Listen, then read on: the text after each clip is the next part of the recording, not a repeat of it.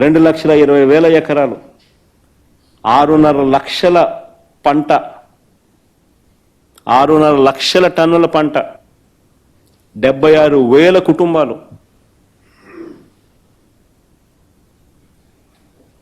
చంద్రబాబు నాయుడు గారి పుణ్యాన అల్లాడిపోయే పరిస్థితి రైతులకు వస్తే సంఘీభావం తెలపడం కోసం నేను అక్కడికి వెళ్తే తప్ప అని అడుగుతా ఉన్నది, నేరమా అని అడుగుతా ఉన్న చంద్రబాబు నాయుడు. బంగారుపాలెం పర్యటనలో గ్రామ స్థాయి నుంచి జిల్లా స్థాయి నాయకుల వరకు ఏకంగా 2,000 మందికి పైగా నోటీసులు ఇచ్చినారు. నా కార్యక్రమం, నా పర్యటన అక్కడ ఖరారు అయ్యేసరికి 2,000 మందికి నోటీసులు. ఏంటికి ఇచ్చినారు నోటీసులు అడుగుతా ఉన్నా. రైతులకు సంఘీభావం తెలపడానికి నేను పోవడం తప్ప, ఆ కార్యక్రమంలో రైతులు పాలుపంచుకోవడం తప్ప. 2,000 మందికి నోటీసులు, 100 మందిని నిర్బంధించారు. 3 ఎస్పీలు, 9 మంది డిఎస్పీలు, 2,000 మంది పోలీసులు, చెక్ పోస్టులు. ప్రతి గ్రామానికి చెక్ పోస్టు, ప్రతి సందుకు చెక్ పోస్టు. ఇలాంతా అయ్యింది నా సెక్యూరిటీ కోసం కాదు స్వామి. నా ప్రోగ్రాంకి ఎవరు రాకుండా చూసుకునేందుకు, వాళ్ళందరినీ నిర్బంధించి ప్రజలను నిర్బంధించేందుకు.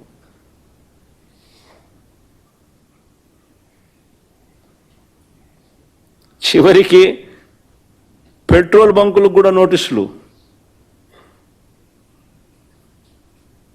పెట్రోల్ పోస్తే బైకులకు పెట్రోల్ పోయకూడదని. అయినా కూడా కడుపు మండిన రైతులు వేలాదిగా తరలివచ్చారు.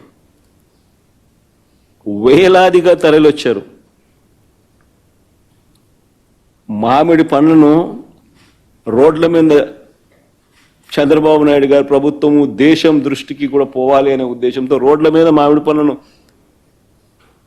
వదిలేసి నా ప్రోగ్రాంలో నాతో పాటు కలిసినారు.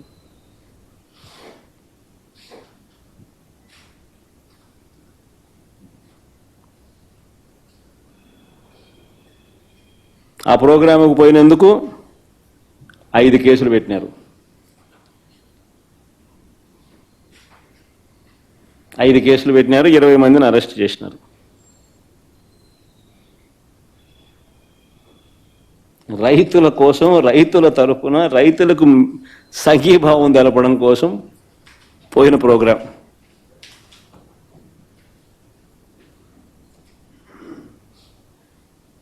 ఇది నేరం అన్నట్టుగా రైతులను, ప్రతిపక్షాన్ని పట్టుకుని రౌడీ షీటర్లుగాను, అసాంఘిక శక్తులుగాను, దొంగలుగాను వక్రీకరించి చిత్రీకరించే ప్రయత్నం చేస్తూ ఉన్నారు.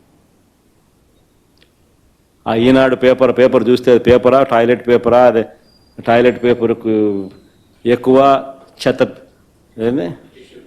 టిష్యూ పేపర్కు తక్కువ.